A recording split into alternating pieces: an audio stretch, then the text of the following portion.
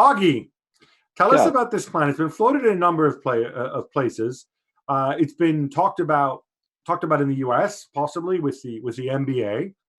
Give us the rundown.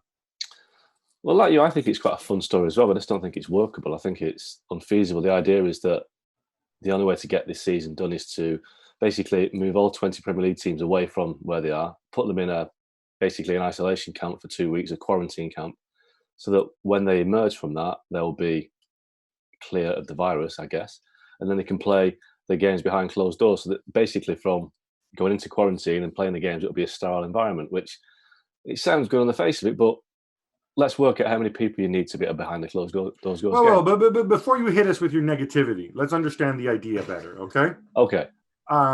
Realism. Right. No. So basically, why would you need to put them in a sterile environment? Couldn't you just test them? You can't get a test. Well, you can't get a test, but I mean, I think as we've seen, whether you're Idris Elba or Mikel Arteta, you can go online, you can Google a test, and you can buy a test for $200. So hopefully by June there'll be more tests, right? You put them in a sterile environment because if you don't, then you risk every other day another player testing positive, which means they have to quarantine themselves for 7 to 14 days. I get that. I'm saying like you could just test them, and then whoever's clean gets to go and to some sort of training camp, right? This is what the story describes. Mm-hmm. And they're all sequestered away. I'm assuming it would take like 6 to 8 weeks to go and finish it. There's 92 games left. And the version of the story I saw said that they wouldn't be playing in football grounds. They'd be playing maybe someplace with a lot of training pitches, like St. George's. You could turn it into a huge reality TV show, right?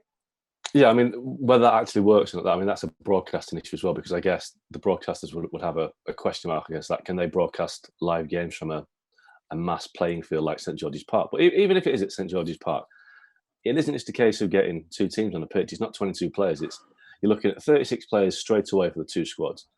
The coaching staff of each team is at least 10. If it's Man City, you've got about 30 staff on the pitch. So let's say it's 10. That's 20. That's 56 already. Then you've got the officials. Then you've got the ground staff. Then you've got technicians. Then you've got video people that will do it for the television or even for data analysis. All of a sudden, it goes over 100 people. Now, you're going to put over 1,000 people away in isolation for a month. Well, I think it would probably be closer to between 1,500 and 2,000 people, right? Yeah, exactly. Which is it's just a ridiculous number of people. I think it's an idea that the Premier League have to consider, because I think it's been floated in Australia in the A-League as well. But it just sounds the most ridiculous fantasy idea you've ever heard. I mean, I'd imagine that something else will come up rather than this. But if it doesn't, then it's going to be a very strange end to the season. Jules, I bet you're into this. I'm not interested. I could not care less. I didn't even read the story. I don't care. Bring me something that people have announced that is official, and then we can discuss if it's a good thing or a bad thing. Those fantasy stories, like Mark put them, whether they might happen or not, they're a good idea for some people, they're a bad idea for other people. I could not care less. Well, yeah, there's a meeting on Friday, April the 3rd. There's another Premier League conference where they're going to discuss this idea and the idea of pay deferrals.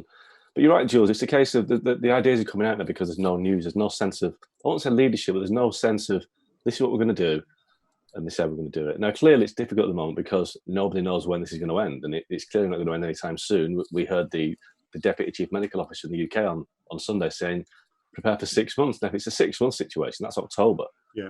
So football in the next 6 months can forget about it if it's October, because I don't see it. The government is not going to say, yeah, you can play football this weekend, but on Monday you go back to isolation. And it just doesn't make sense. Well, okay. So I guess I'll play devil's advocate here because, I mean, I'm writing about this. I'm totally in 2 minds. I think there's serious logistical issues with it, obviously. But if we're just going to talk about the principle, we're basically saying that the Premier League clubs are essentially running a big TV show, right? I mean, this is their main source of revenue is broadcasting and the visibility that the broadcasting brings. And that, of course, then brings commercial revenue and sponsorship, and people buy shirts and whatever, right? This is a way to keep it going. This is a way for the Premier League clubs to continue making their money. I don't think it's that big a deal necessarily to go and put 1,500 people in a sequestered environment. I mean, you kind of do it for the World Cup, right? Don't you? I mean, you put them all in hotels, and you need producers and for the TV bit and whatever. Maybe you could even run a reality TV show alongside it, and I bet Amazon wouldn't like it, but others could, and you could just put all these people in a big bubble and have them go and perform for us like hamsters on a wheel. They play every day. Do you know what? One thing that really winds me up about this whole situation is that you hear stories of players aren't happy about having to play, 3 games in a week. They might get injured. Footballers sometimes have to look at the bigger picture. If playing 3 times a week in this situation is a bad thing, then come on, they have to get real. Everybody's having to make sacrifices right now, and everyone's having to lose something or change something.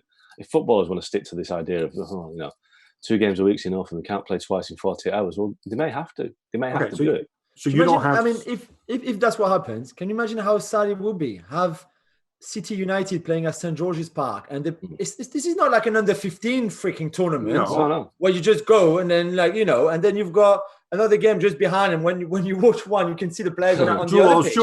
Jules, you obviously haven't seen The Mandalorian. So between green screens and CGI effects, yeah, I'm sure that's the football we like.